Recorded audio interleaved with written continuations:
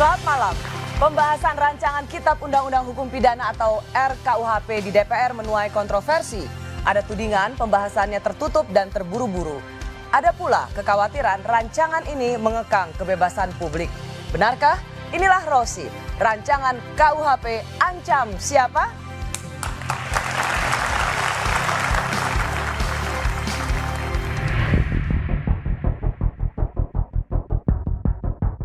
Kami yang di Komisi 3 bersama dengan pemerintah sepakat untuk kemudian kita selesaikan di penghujung masa tugas DPR ini. Dan saya kira sebagian besar dari apa yang disampaikan oleh berbagai elemen masyarakat itu terakomodasi di dalam RKUHP ini ya. Teman-teman inilah yang kita butuhkan.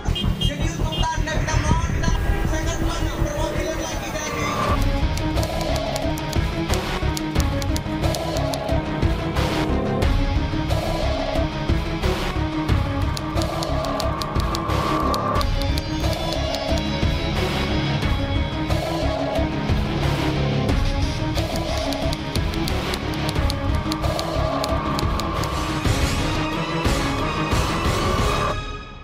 faktanya sekarang lapas sudah berlaku semua.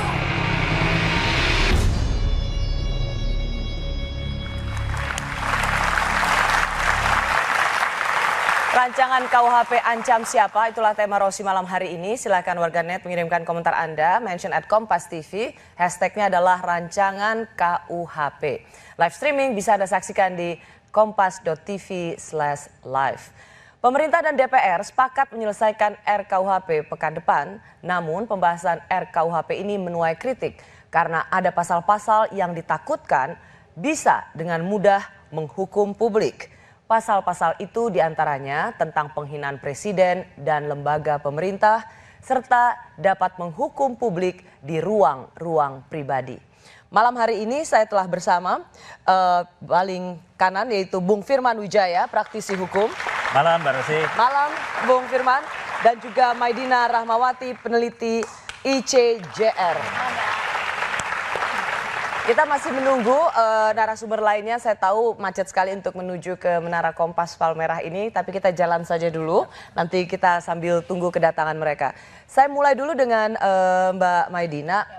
Bersama teman-teman aktivis begitu keras untuk menolak rancangan KUHP ini. Apa yang berbahaya? Memang itu betul-betul menyiratkan pengekangan kebebasan publik. Kita kembali ke zaman otoriter begitu? Jadi kalau kita luruskan lagi, kita teman-teman di aktivis di kalangan kita menamakan aliansi kita Aliansi Nasional Reformasi KUHP, kita 100% mendukung reformasi hukum pidana.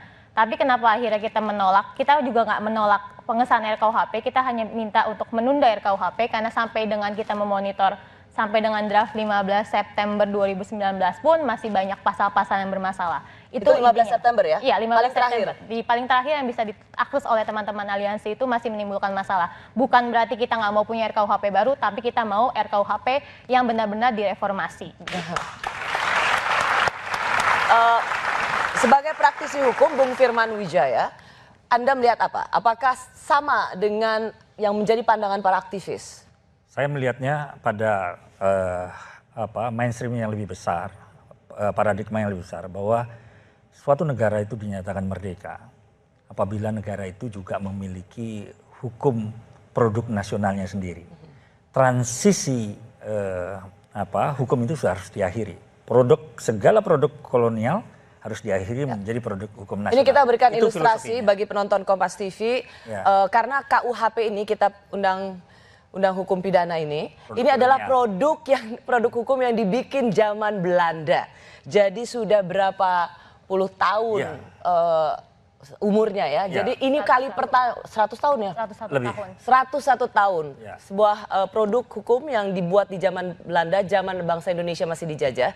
Dan ini adalah kali pertama produk hukum ini dirancang dan rencananya minggu depan akan disahkan di rapat paripurna DPR. Jadi Mbak Rosi, kebutuhan filosofisnya itu pertama memang yang paling penting. Sama, teman-teman aktivis sebenarnya memiliki semangat yang sama bahwa KUHP ini penting untuk dibikin baru. Jangan kita menggunakan produk hukum warisan penjajahan Belanda.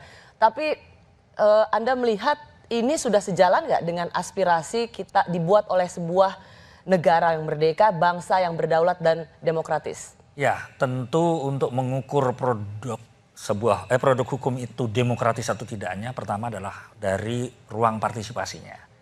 Semakin banyak partisipasinya yang terlibat itu adalah syarat demokratisnya. Kedua adalah pemberian fungsinya. Apakah ini pemberian fungsinya lebih kepada prevensi atau represi? Kalau prevensi maka semangat demokrasi dari produk itu terlihat. Tapi kalau lebih kepada represisnya maka kembali kepada zaman kolonial itu. Yang Bung Firman lihat? Satu, soal keterlibatan publik, teman-teman aktivis itu banyak menyorot bahwa merancang KUHP ini dilakukan dengan tertutup, terburu-buru, tidak melibatkan partisipasi publik.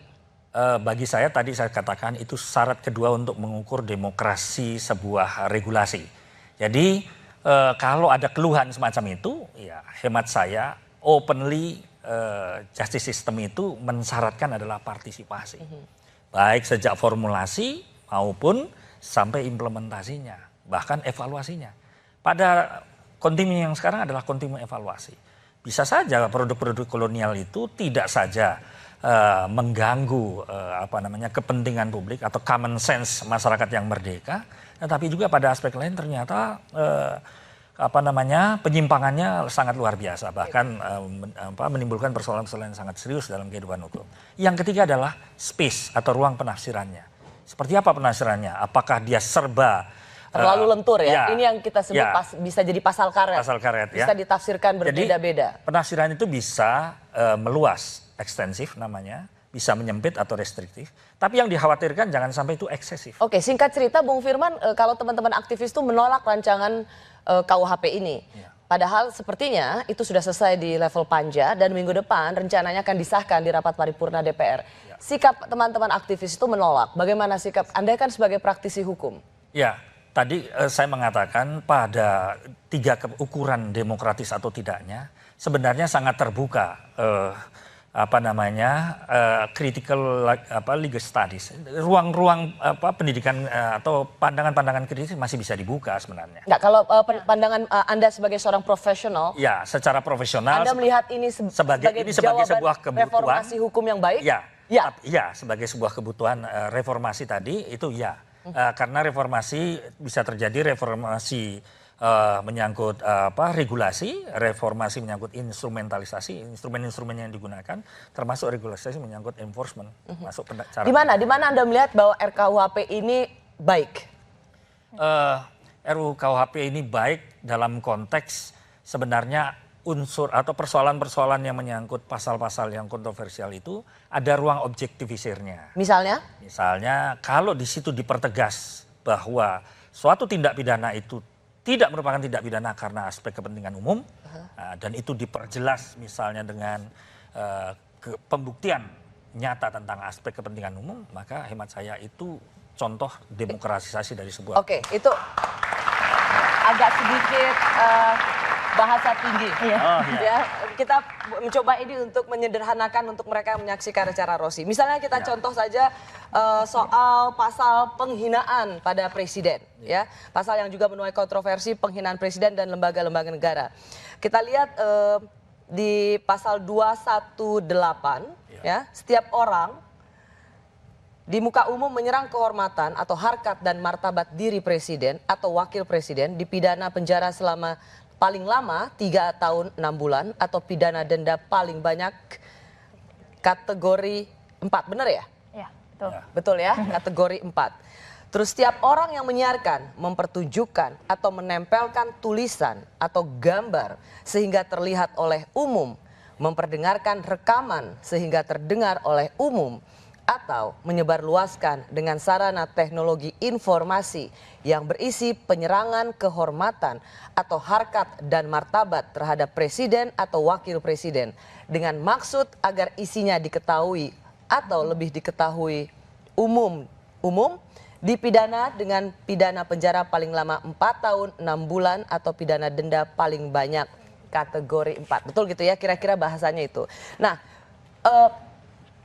saya langsung mau kasih contoh saja, meskipun kalau ini ternyata Bung Usman Hamid sudah datang, silakan langsung saja bergabung bersama kami.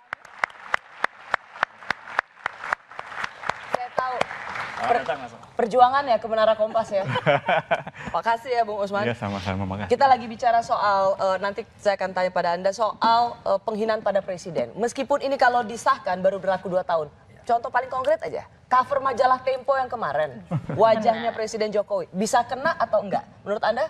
Kalau dari kacamata aliansi, kenapa akhirnya kita kritik penghinaan presiden? Karena ada ruang yang mungkin nggak bisa, setiap kritik bisa dinilai penghinaan, setiap penghinaan bisa bermuatan kritik. Jadi setiap bentuk itu bisa dinilai sebagai kritik yang sebenarnya ekspresi yang sah buat warga negara. Sehingga kita against nih pasal penghinaan presiden. Karena lagi-lagi kalau kita lihat komitmen internasional Indonesia, kayak di ICCPR, Indonesia punya komitmen bahwa aspek kayak badan hukum, orang, pejabat yang bisa dikritik itu tidak boleh dikasih kewenangan dalam bentuk tentu nanti akan pasal mereka penghinaan berargumentasi ada bedanya kritik dengan menghina. itu nggak bisa ruang-ruang itu karena akhirnya ya kayak itu karena tadi batasannya ada sangat karet gitu, misalnya bukan karet, sulit untuk di persidangan dibedakan antara kritik dengan penghinaan, sehingga ya nantinya akan sangat sewenang-wenang nanti setiap penghinaan setiap kritik bisa dibilang penghinaan. Kayak kemarin itu kan yang bergulir seperti itu, padahal ya kalau misalnya memang pejabat dia harus bisa menerima itu. Kritik. Nah, Bung Firman, karena begitu ini tersebar, semua yang berbicara adalah, wah ini Tempo bisa kena nih dengan covernya itu. Anda kan seorang pengacara, menurut Anda bisa kena nggak?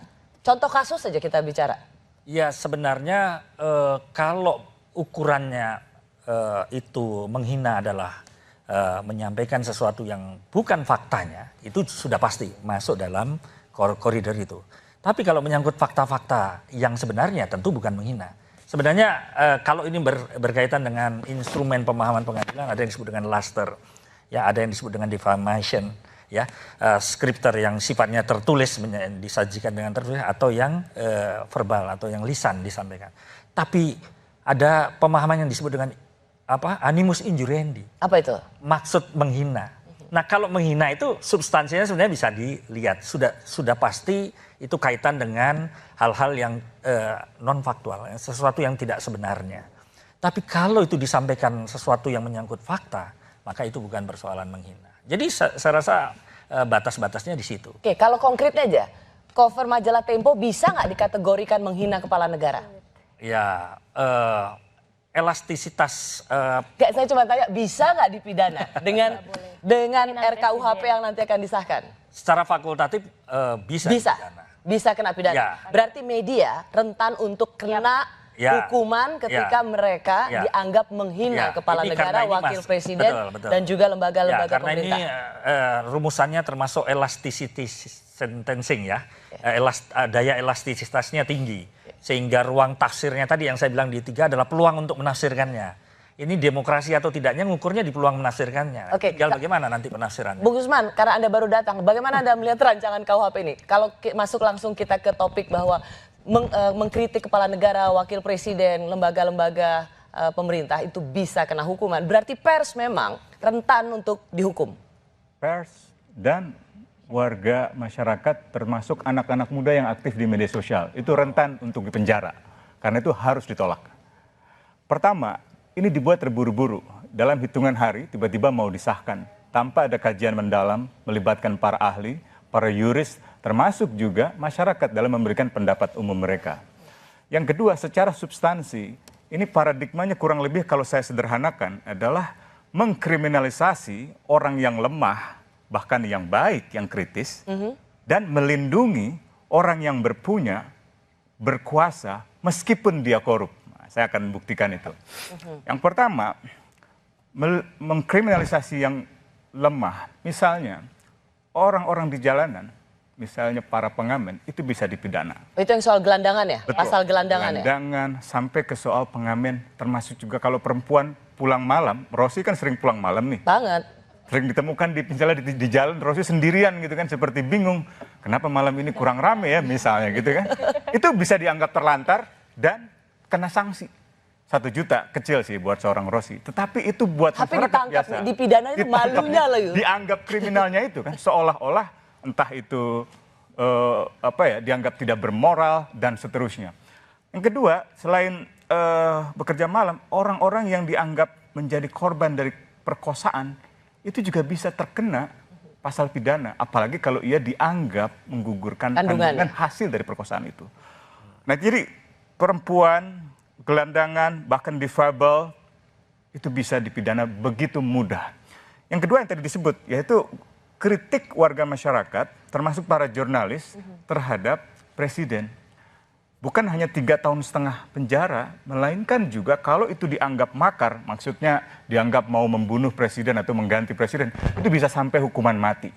Bahkan pengaturnya hanya ngatur, bisa saja sekedar rapat gitu, tapi kemudian bisa dipidana juga, bahkan hukumannya bisa lebih berat gitu.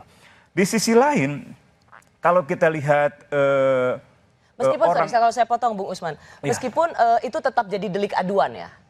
Mestinya delik aduan, tapi kalau sudah seperti ini, klausul-klausul cenderung bisa mempidanakan siapa saja, termasuk pelaporan oleh polisi sendiri. Ada 200 Karena memang faktanya itu terjadi, ada patroli cyber sendiri polisi, jadi tidak perlu harus... Bahkan kepala desa. Jadi kalau misalnya Rosi dengan saya pergi ke suatu daerah, kebetulan uang kita ketinggalan, supaya hemat kita tinggal di satu tempat saja. Karena kita laki dan perempuan, itu bisa dilaporkan oleh kepala desa, bahwa kita telah melakukan tindakan yang melanggar hukum pidana. Jadi kepala desa menjadi polisi moral. Itu bahaya masuk sekali. dalam ranah-ranah banyak publik. sekali orang-orang yang akan dipenjara. Sementara di sisi lain, orang-orang yang secara melawan hukum, menyalahgunakan jabatan, memperkaya diri sendiri, dari semula hukuman yang 4 tahun, sekarang menjadi 2 tahun. Jadi ini yang mendapat kritik justru untuk para koruptor, hukumannya malah peringan. Betul, termasuk berbeda dengan undang-undang tindak pidana korupsi. Persis. Ada banyak lagi yang saya bisa sebutkan, misalnya soal pemikiran. Kalau kita punya pemikiran yang kekiri-kirian, Marxis gitu, Lenin atau Mao Zedong gitu, itu semuanya dianggap anti Pancasila dan bisa dipidana. Padahal gagasan Pancasila, sila kelima misalnya, keadilan sosial bagi seluruh rakyat Indonesia, itu gagasan Marxis sebenarnya. Oke, kita akan lanjutkan lagi karena segera disahkannya RKUHP dianggap mengancam kebebasan sipil. Ada sejumlah pasal berpeluang menjadi pasal karet, kami kembali saat lagi.